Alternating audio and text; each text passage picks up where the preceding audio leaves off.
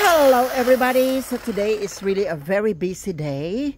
Roberto and I make sure that our garden or our front area is really clean, or else we will receive another letter from HOA. Diba? Kaya kahit ayokong kumilos, wala akong magagawa kasi we need to do it. We need to do it perfectly and cleanly. So ako, I'm done with my mowing. Ayan. Nakapag-mow na ako sa labas ng aming tahanan. I just have to remove the long grasses there. Ayan. Nakapag-mow na ako and we moved the other car here. Nilipat muna namin yung sasakyan dito na bago na isa kasi nagagawa nga kami. No?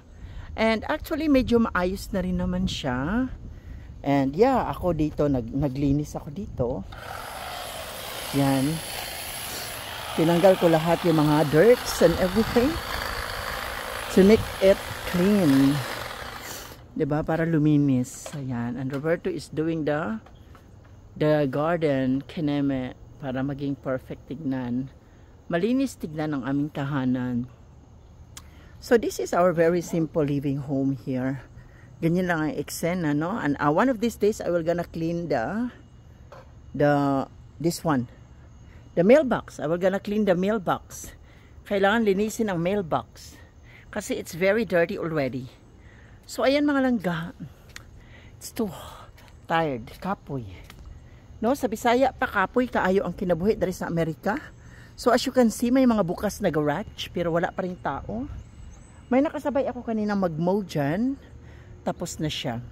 So, yung bahay nila is mas malaki kaysa sa bahay namin, no? Siyempre naman, kahit naman ito mas malaki yan kaysa dito. Kasi kami ni Roberto, dalawa lang kasi kami. So, ang pinagawa na bahay ni Roberto is just only good for two. So, okay na yan, no? Ang importante, may matitirhan ka dito sa Amerika. Ang mamahal kaya ng mga bahay dito sa Amerika, no? Dalawa lang kami. Pero car collection man yan ni Roberto. Mahilig man siya mag-collecta ng mga cars. So, ayan, are you okay, darling? Yeah, honestly guys, nakakapagod talaga. And I just have to give something to my husband, the juice here, the tea, so he can drink it and relax it. Relax a little bit, diba? So ayun, I need to finish pa.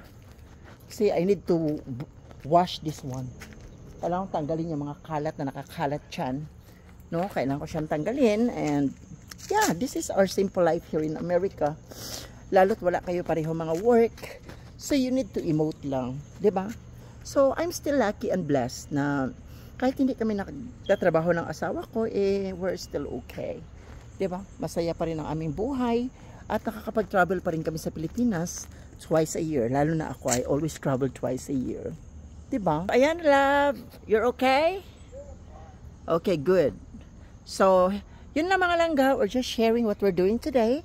And alam nyo naman, what we are doing here is our daily basis na mga ginagawa sa aming buhay. Dito sa Amerika, bilang walang mga hanap buhay. We love you everyone. So this is once again, Angela Algie. Makulay na buhay, USA Life. We love you.